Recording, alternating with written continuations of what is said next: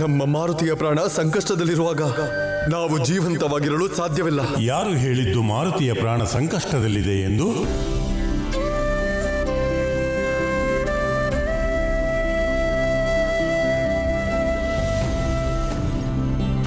ನೀವು ಹೇಳುತ್ತಿರುವ ಮಾತಿನ ತಾತ್ಪರ್ಯವೇನು ಬ್ರಹ್ಮದೇವ? ತಮ್ಮ ಭಾಗ್ಯವನ್ನು ಅವರು ತಾವೇ ಬರೆದುಕೊಂಡಿದ್ದಾರೆ. ಅವರಿಗೆ ಪ್ರಕೃತಿಯ ಯಾವುದೇ ನಿಯಮ ಅನ್ವಯಿಸುವುದಿಲ್ಲ. ಹೀಗಿರುವಾಗ ಅವರ ಪ್ರಾಣ ಹೇಗೆ ಸಂಕಷ್ಟದಲ್ಲಿರುತ್ತದೆ?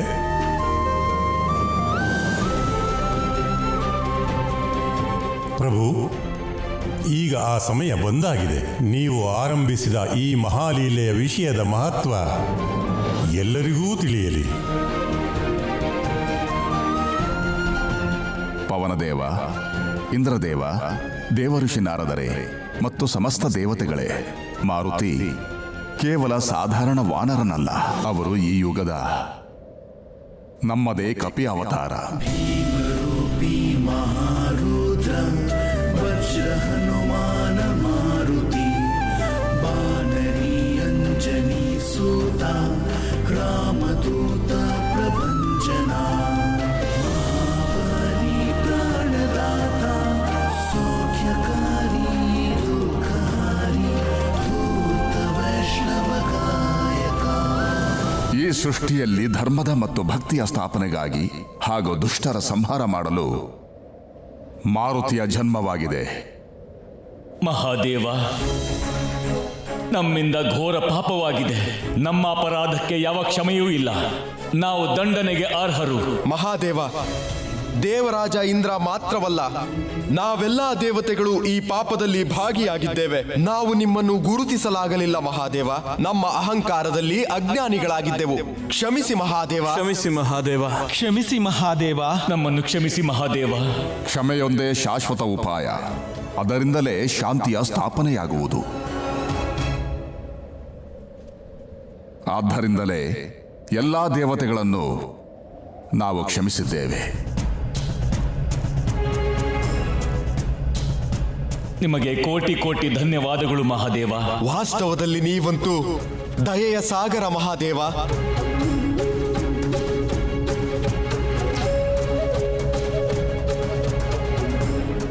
ಮಾರುತಿಯ ಶರೀರ ಈಗ ಸೂಕ್ತಾವಸ್ಥೆಯಲ್ಲಿದೆ. ಅವರಿಗೇನೂ ನೆನಪಿರುವುದಿಲ್ಲ. ಆದರೆ ನಿಮ್ಮ ಮಾತುಗಳು ಅವರಿಗೆ ಕೇಳಿಸುತ್ತಿರುತ್ತವೆ. ಇಂದ್ರದೇವ, ಏನಾದರೂ ಹೇಳುವುದಿತ್ತೆ?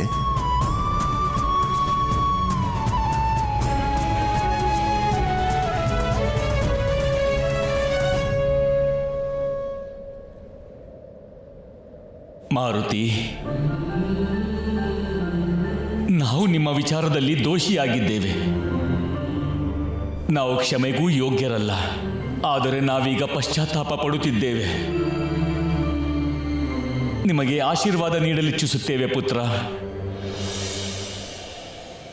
ನಮ್ಮ ವಜ್ರಾಯುಧ ನಿಮ್ಮನ್ನು ಆಘಾತಗೊಳಿಸಿದೆ. ಆದ್ದರಿಂದ ನಾವು ನಿಮಗೆ ಈ ಆಶೀರ್ವಾದ ನೀಡುತ್ತಿದ್ದೇವೆ. ನಿಮ್ಮ ಶರೀರ ಸಹ ನಮ್ಮ ವಜ್ರಾಯುಧದ ರೀತಿ ಕಠೋರವಾಗಲಿ. ವಜ್ರಾಯುಧವೇ ಏನು, ಸೃಷ್ಟಿಯ ಯಾವುದೇ ಅಸ್ತ್ರ ಶಸ್ತ್ರ ನಿಮ್ಮ ದೇಹವನ್ನು ಭೇದಿಸಲಾಗುವುದಿಲ್ಲ.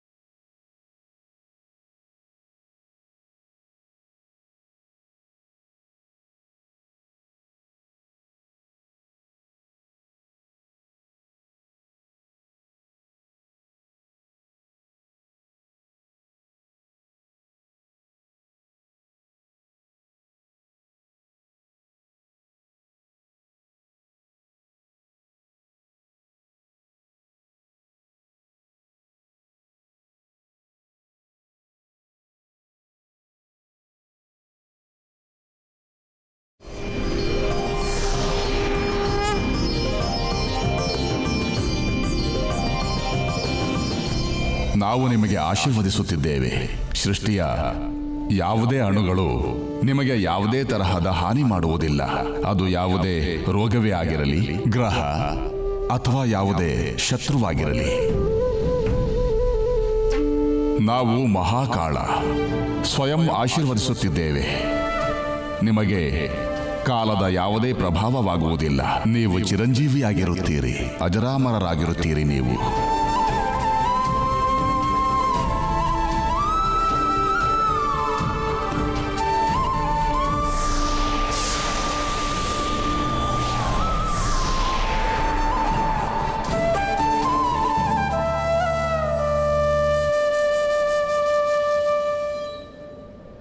ಮಾತೆ, ಈಗ ನಮಗೆ ಅರ್ಥವಾಯಿತು. ಮಾರುತಿಯ ಈ ಹಸುವಿನ ಲೀಲೆಯ ವಾಸ್ತವಿಕ ಉದ್ದೇಶವೇನಿತ್ತೆಂದು. ನಮ್ಮ ಪ್ರಭು ಹೇಳಿದ ಹಾಗೆ ಮಾರುತಿಯು ಹನುಮಂತನಾಗುವ ಈ ದಿವ್ಯ ಯಾತ್ರೆ ವಾಸ್ತವದಲ್ಲಿ ಇಲ್ಲಿಂದಲೇ ಪ್ರಾರಂಭವಾಗುತ್ತದೆ. ಸಮಯದ ಆಟ ಬಹಳ ರಹಸ್ಯಮಯವಾಗಿರುತ್ತದೆ. ದೇವತೆಗಳ ಮತ್ತು ರಾಹುವಿನ ಮಧ್ಯೆ ಶುರುವಾದ ಅಹಂನ ಸಂಗ್ರಾಮದಿಂದ ಸಮಸ್ತ ಸೃಷ್ಟಿಯು ನಾಶವಾಗುತ್ತಿತ್ತು. ಮಾರುತಿಯ ದಿವ್ಯ ಲೀಲೆ ಸಂಕಷ್ಟದಿಂದ ಪಾರು ಮಾಡಿದ್ದಲ್ಲದೆ ಅವರ ಈ ಲೀಲೆಯ ಫಲಸ್ವರೂಪವಾಗಿ ಅವರು ಜಗತ್ತನ್ನು ಕಲ್ಯಾಣಮಯವಾಗಿಸುವ ಭಕ್ತ ಶ್ರೇಷ್ಠ ಹನುಮಂತ ಸಹ ಆಗಿದ್ದಾರೆ. ಎಷ್ಟು ಶಕ್ತಿವಂತ ಮಹಾಬಲಿ ಎಂದರೆ ಅವರು ಎಂದೆಂದಿಗೂ ಧರ್ಮದ ರಕ್ಷಣೆ ಹಾಗೂ ದುಷ್ಟರ ಸಂಹಾರ ಮಾಡುತ್ತಾರೆ.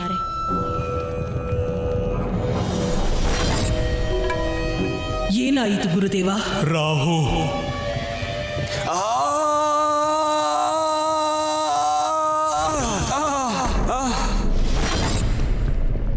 ಪುತ್ರ,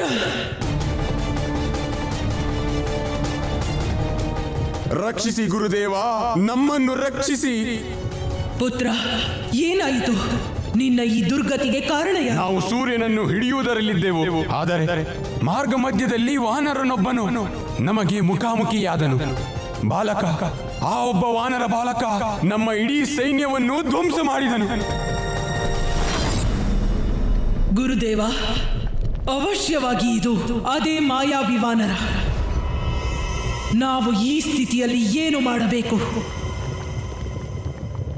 ಇದರ ತಾತ್ಪರ್ಯ ದೈವ ಶಕ್ತಿಗಳು ಶಕ್ತಿಶಾಲಿಯಾಗಿವೆ ಎಂದು, ಮತ್ತೆ ಈ ಸಮಯ ನಮ್ಮ ಆಕ್ರಮಣಕ್ಕೆ ಅನುಕೂಲವಾಗಿಲ್ಲ.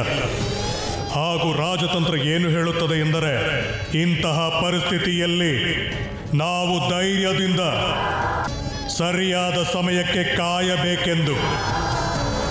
ಅದಕ್ಕೆ ರಾಹು, ನಿನ್ನನ್ನು ಪಾತಾಳ ಲೋಕಕ್ಕೆ ಕಳುಹಿಸುತ್ತಿದ್ದೇವೆ. ಮತ್ತು ಸಿಂಹಿಕಾ, ನೀನು ದಕ್ಷಿಣದಲ್ಲಿ ಸಮುದ್ರದ ತಳದಲ್ಲಿರು. ಆಸ್ಥಾನ ಲಂಕೆಗೆ ಸಮೀಪದಲ್ಲಿದೆ. ಅಲ್ಲಿ ನೀನು ಸುರಕ್ಷಿತವಾಗಿರುವೆ. ನಿಮ್ಮ ಆಜ್ಞೆಯಂತೆಯೇ ಗುರುದೇವ. ಆದರೆ ನಮಗೆ ಆದ ಅವಮಾನವನ್ನು ನಾವೆಂದಿಗೂ ಮರೆಯುವುದಿಲ್ಲ. ನಾವು ನಿಮಗೆ ವಚನ ನೀಡುತ್ತಿದ್ದೇವೆ. ಸರಿಯಾದ ಸಮಯಕ್ಕೆ ಪ್ರತೀಕಾರವನ್ನು ನಾವು ತೆಗೆದುಕೊಳ್ಳುತ್ತೇವೆ. ಪ್ರತೀಕಾರ ತೆಗೆದುಕೊಳ್ಳಲು ನಿನ್ನನ್ನು ಯಾರೂ ತಡೆಯುವುದಿಲ್ಲ. ಆದರೆ ತಾಳ್ಮೆ ಇರಬೇಕು. ಅದೃಷ್ಟ ಹಾಗೂ ಅನುಕೂಲಕ್ಕೆ ಕಾಯಬೇಕು.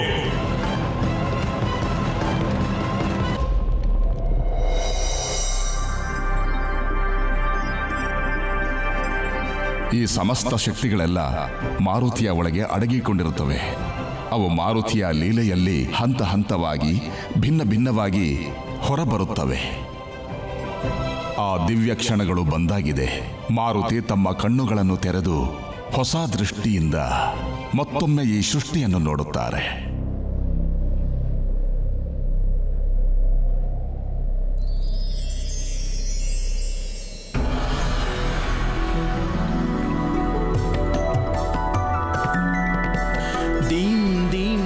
ಮಾರುತಿ, ಪುತ್ರ. ಅಮ್ಮ, ಅಮ್ಮ, ಹೇಳು ಪುತ್ರ. ನಾವು ಆಕಾಶದಲ್ಲಿದ್ವಿ. ಎಷ್ಟು ಮೇಲೆ ಅಂದ್ರೆ ಮೋಡಗಳಿಗಿಂತ ಮೇಲಿದ್ವಿ. ಇಲ್ಲಿಗೆ ಹೇಗೆ ಬಂದ್ವಿ?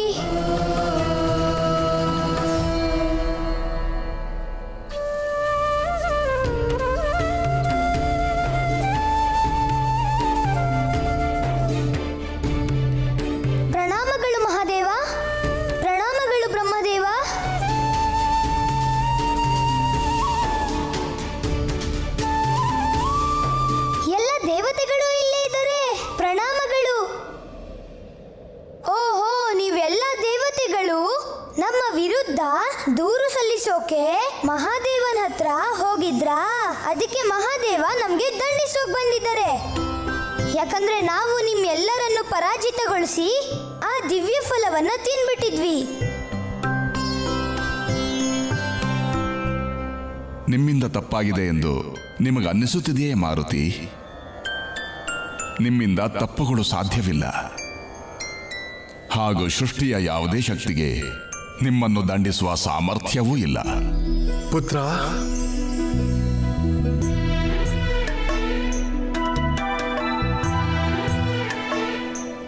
ನಾವೆಷ್ಟು ಚಿಂತಿತರಾಗಿದ್ದೇವೆಂದು ನಿಮಗೆ ತಿಳಿದಿದೆಯೇ ಪುತ್ರ?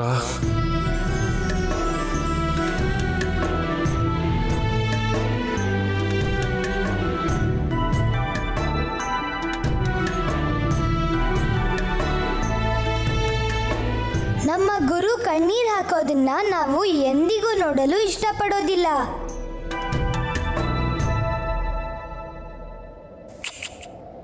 ಪವನದೇವ, ಮಾರುತಿ ಸುರಕ್ಷಿತವಾಗಿದ್ದಾರೆ. ಈಗ ನೀವು ಸಮಸ್ತ ಸೃಷ್ಟಿಗೆ ಪ್ರಾಣವಾಯುವನ್ನು ಪುನಃ ಪ್ರದಾನ ಮಾಡಿ. ಆಯ್ತು ಮಹಾದೇವ.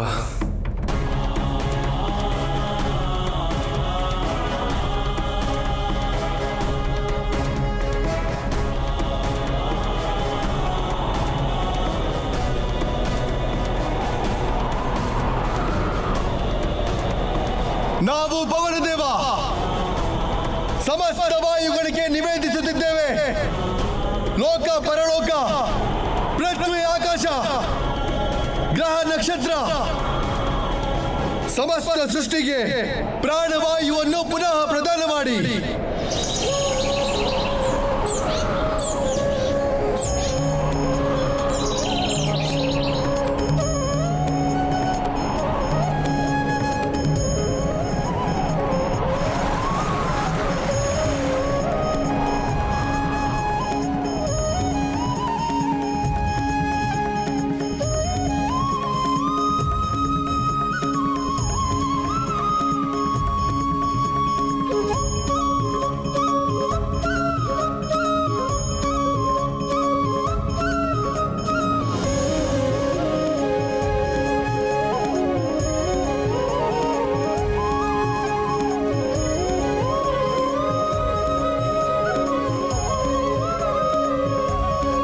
ದೇವಿ ಅಂಜನಿ,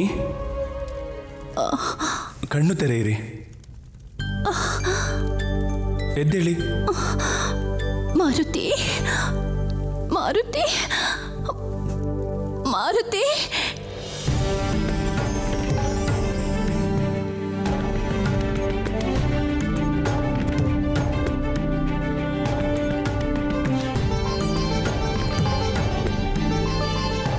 ಮಹಾದೇವ, ನಿಮ್ಮ ಆಜ್ಞೆಯಂತೆ ನಾವು ಸಮಸ್ತ ಸೃಷ್ಟಿಗೆ ಜೀವವಾಯುವನ್ನ ಪುನಃ ಪ್ರದಾನ ಮಾಡಿದ್ದೇವೆ.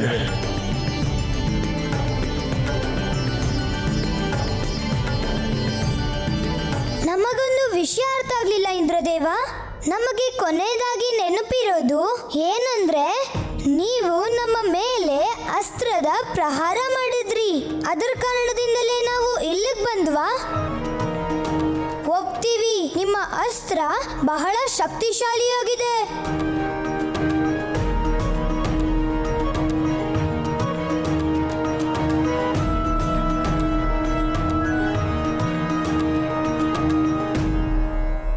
ನಮ್ಮಿಂದ ತಪ್ಪಾಗಿದೆ ಪುತ್ರ. ನಾವು ನಿಮ್ಮನ್ನು ಆಘಾತಗೊಳಿಸಿದೆವು. ಪರವಾಗಿಲ್ಲ, ಈ ಯುದ್ಧದಲ್ಲಿ ಇಂಥ ಗಾಯಗಳು ಸಾಮಾನ್ಯ. ನಮ್ಮನ್ನು ಕ್ಷಮಿಸಿಬಿಡಿ. ನಮ್ಮಮ್ಮ ಹೇಳ್ತಿದ್ರು, ಯಾವುದೇ ಸಂಕಷ್ಟವನ್ನ ಸಮಾಪ್ತಿ ಮಾಡಲು ಎರಡೇ ಉಪಾಯ ಇರುತ್ತಂತೆ: ಕ್ಷಮೆ ಬೇಡೋದು ಮತ್ತೆ ಕ್ಷಮಿಸಿ ಬಿಡೋದು. ನಿಮಗೆ ಎಲ್ಲಾ ದೇವತೆಗಳ ಆಶೀರ್ವಾದ ಪ್ರಾಪ್ತಿಯಾಗಿದೆ ಮಾರುತಿ. ಧರ್ಮ ಮತ್ತು ಭಕ್ತಿಯ ಮಾರ್ಗದಲ್ಲಿ ನೀವು ಕೀರ್ತಿವಂತರಾಗಿರುತ್ತೀರಿ. ನಿಮ್ಮೆಲ್ಲ ದೇವತೆಗಳ ಆಶೀರ್ವಾದ ಪಡೆದು ನಾವು ಧನ್ಯರಾಗಿದ್ದೀವಿ.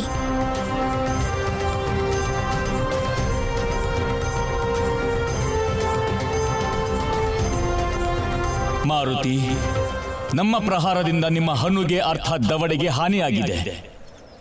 ಅದೇ ಕಾರಣದಿಂದ ಈ ಸೃಷ್ಟಿ ನಿಮ್ಮನ್ನು ಹನುಮಂತ ಎಂದು ಕರೆಯುತ್ತದೆ.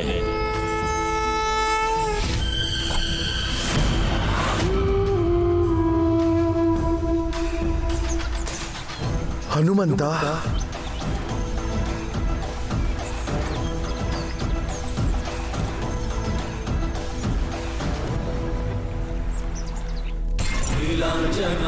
ಹನುಮಂತ, ಮಹಾಶನಿದೇವನ ತಪಸ್ಸು ಇಂದು ಹೇಗೆ ಭಂಗವಾಯಿತು?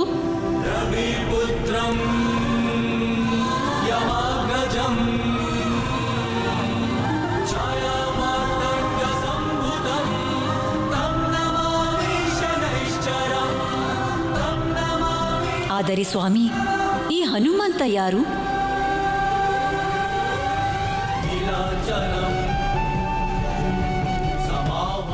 ಪ್ರಿಯಮಂದ, ನಮಗೆ ಈಗ ತಾನೇ ಅನುಭವವಾಗಿದೆ. ದೇವರಾಜ ಇಂದ್ರ ಮತ್ತು ಇತರ ದೇವತೆಗಳು ಪೃಥ್ವಿಯ ಒಬ್ಬ ಜೀವಿಗೆ ದಿವ್ಯ ಶಕ್ತಿಗಳ ಸಿದ್ಧಿಯನ್ನು ಆಶೀರ್ವದಿಸಿದ್ದಾರೆ. ಅವನ ನಾಮಕರಣ ಸಹ ಮಾಡಿದ್ದಾರೆ. ಹನುಮಂತ.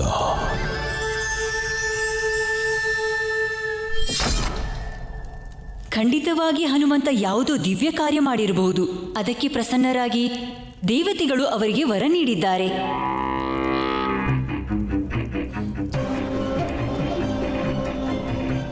ದೇವಾದಿದೇವ ಮಹಾದೇವ ಈ ಜಗತ್ತಿನ ಕರ್ಮದಾತನ ಪದವಿಯನ್ನು ನನಗೆ ನೀಡಿದ್ದಾರೆ.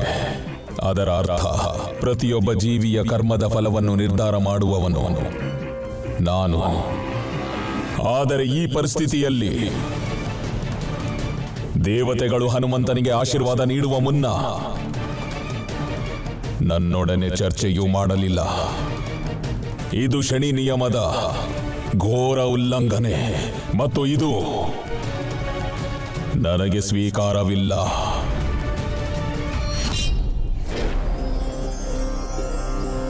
ನಾವು ಕೇವಲ ದಿವ್ಯ ಫಲವನ್ನ ತಿನ್ನೋಕೆ ಅಂತ ಹೋಗಿದ್ವಿ.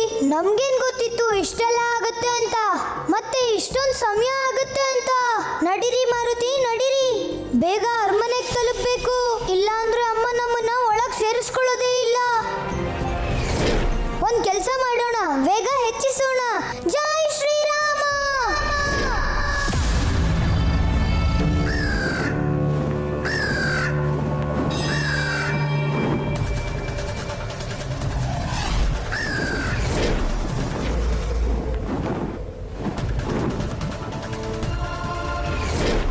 ಇದು ಯಾವ ಪ್ರಾಣಿ ನಮ್ಮ ಮಾರ್ಗದ ಮಧ್ಯಕ್ಕೆ ಬಂದದ್ದು?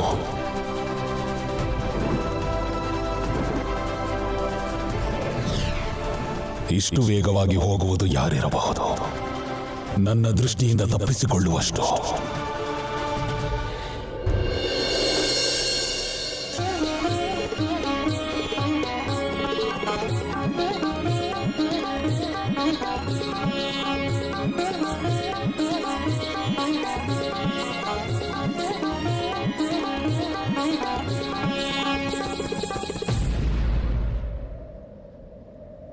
ಅದ್ಭುತ. ಸಂಗೀತದಲ್ಲಿರುವ ಮಧುರತೆ ಮತ್ತು ನೃತ್ಯದಲ್ಲಿರುವ ನವರಸ, ಈ ಪ್ರತಿಭೆ ಕೇವಲ ಸ್ವರ್ಗಲೋಕದ ಅಪ್ಸರೆಯರಲ್ಲಿ ಮಾತ್ರ ಸಾಧ್ಯ. ನಮಗೆ ಪ್ರಥಮ ಬಾರಿ ಹೀಗಾಗುತ್ತಿದೆ. ಈ ಯುದ್ಧದಲ್ಲಿ ನಾವು ಪರಾಜಿತಗೊಂಡರೂ ಸಂಭ್ರಮಿಸುತ್ತಿದ್ದೇವೆ. ಮಾರುತಿಗೆ ವರದಾನ ನೀಡಿದ್ದರಿಂದ ಇಂದು ನಮ್ಮ ಮನಸ್ಸು ಪ್ರಫುಲ್ಲವಾಗಿದೆ. ನಮಗನಿಸುತ್ತಿದೆ ನಮ್ಮ ಈ ಕಾರ್ಯದಿಂದ ಲೋಕ ಕಲ್ಯಾಣ ಅವಶ್ಯವಾಗಿ ಆಗುತ್ತದೆ ಎಂದು. ಯತ್ ಸಂದರ್ಶತೆ ಲೋಕೆ ಸರ್ವಂ ತತ್ಕರ್ಮ ಸಂಭವಂ ಸರ್ವಾಂ ಕರ್ಮಾನುಸಾರೇ ಜಂತುರ್ಭೋಗಾನುಮುಕ್ತಿ ವೈ.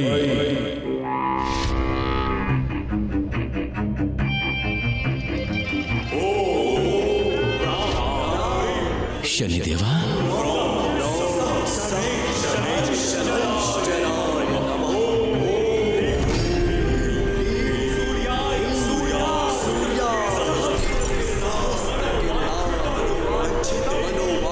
ಸುಖ ಮತ್ತು ದುಃಖ, ಸಂಪನ್ನ ಮತ್ತು ಬಡತನ ಎಲ್ಲವೂ ಜೀವಿಯ ಕರ್ಮಾನುಸಾರವಾಗಿರುತ್ತದೆ. ಪೂರ್ವಕರ್ಮ ನಿರ್ಧಾರ ಕರ್ಮದ ಪೂರ್ವವೇ ನಿರ್ಧರಿಸಲಾಗುವುದಿಲ್ಲ, ಏಕೆಂದರೆ ಪೂರ್ವಕರ್ಮದ ಆಧಾರದ ಮೇಲೆಯೇ ಫಲದ ನಿರ್ಧಾರವಾಗುತ್ತದೆ. ದೇವರಾಜ ಇಂದ್ರ, ಇದು ಶನಿ ಕಾನೂನಿನ ಮೂಲಭೂತ ನಿಯಮ. ನಿಮ್ಮೆಲ್ಲರಿಂದಲೂ ಇದರ ಉಲ್ಲಂಘನೆಯಾಗಿದೆ.